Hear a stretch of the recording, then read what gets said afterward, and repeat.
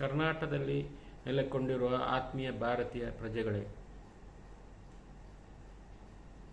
ಮೇ 2029ರಲ್ಲಿ ಪುನಃ ಕರ್ನಾಟಕದಲ್ಲಿ ಚುನಾವಣೆ ನಡೆಯಲಿದೆ.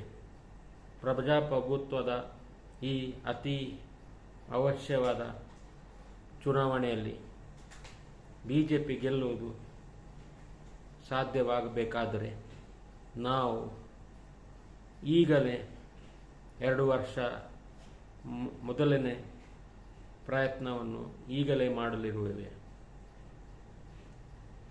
Gen X strategy of election voting patterns ಇದೇನಂತ ಹೇಳಿದ್ರೆ, ಮುಂಚಿನ ಸಮಯದಲ್ಲಿ ನಾವು ಒಮ್ಮೆ ಪ್ರಜಾಪ್ರತಿನಿಧಿಗೆ ವೋಟ್ ಕೊಟ್ಟ ನಂತರ ನಾವು ಅವರು ಏನು ಮಾಡ್ತಾರೋ ಇಲ್ಲವ ಅಂತೇಳಿ 5 ವರ್ಷ ಕಾಯ್ದು ಮತ್ತೆ ಪುನಃ ವೋಟ್ ನೀಡುವಂಥ ಒಂದು ಕ್ರಮವಿರುತ್ತೆ.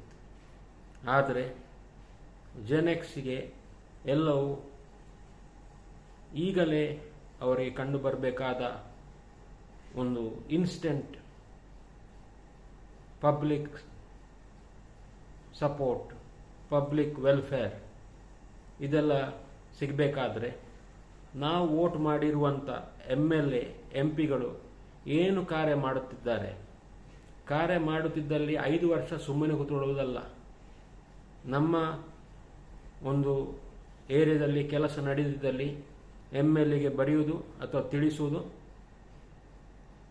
ಇದರಲ್ಲಿ ಮಾತ್ರವಲ್ಲದೆ ನಡೆದಿದ್ದರೆ ಕೆಲಸ ಕೇಂದ್ರ ಸರ್ಕಾರಕ್ಕೆ ಬರೆದು ಅಥವಾ ಬೇರೆ ಹಲವಾರು ವಿಧಾನದಿಂದ ತಿಳಿಸಿ ಕಾರ್ಯವನ್ನು ನಡೆಯುವಂತೆ ಮಾಡುವುದು, ಇದು ಅತ್ಯಗತ್ಯ. ಬಿಜೆಪಿ 2023ರಲ್ಲಿ ಸೋತಿತ್ತು. ಇದಕ್ಕೆ ಒಳಗಲಾಟವೇ ಹಾಗೂ ಜಾತ್ಯತೀತ ಚುನಾವಣೆ ಇಕ್ವೇಷನ್ಸ್ಗಳೇ ಕಾರಣ.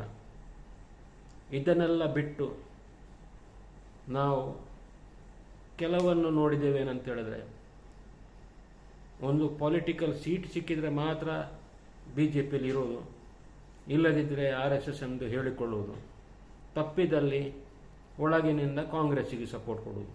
ಇಂಥವರನ್ನೆಲ್ಲ ಹೋದ ಸಲ ಕೆಲವರೆಲ್ಲ RSS ಅಂತ ಹೇಳಿಕೊಳ್ಳುವವರು, ಬಿಜೆಪಿ ಅಂತ ಹೇಳಿಕೊಳ್ಳುವವರು ಒಳಗಿಂದ ಕಾಂಗ್ರೆಸ್ಸಿಗೆ ಸಪೋರ್ಟ್ ಮಾಡಿ ಗೆಲ್ಲಿಸುವವರಾಗಿರ್ತಾರೆ.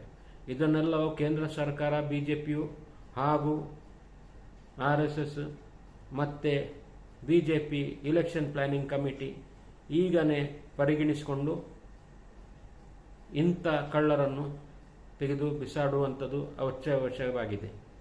ಮುಂದುವರೆದ ವಿಷಯಗಳು 2ನೇ ವಿಡಿಯೋದಲ್ಲಿ.